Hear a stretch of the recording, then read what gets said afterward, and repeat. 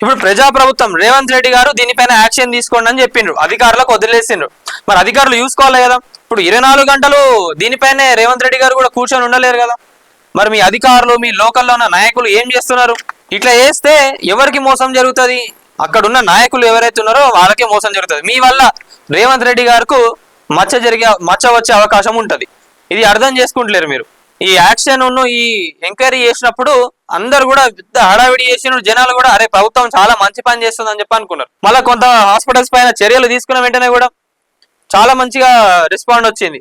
మరి ఇక్కడ ఉన్న ఈ పెద్ద హాస్పిటల్స్ ఏవైతే ఉన్నాయో వీటిపైన ఇప్పటిదాకా ఎందుకు చర్యలు తీసుకోవట్లేదు? రోహిణి హాస్పిటల్లో నేను అదే అంటున్నా కదా, ఇప్పటి నుంచి కాదు, గత కొన్ని సంవత్సరాల నుంచి కూడా అక్కడ జరిగే అక్రమాలకు అసలు అదుపు లేదు నిజంగా.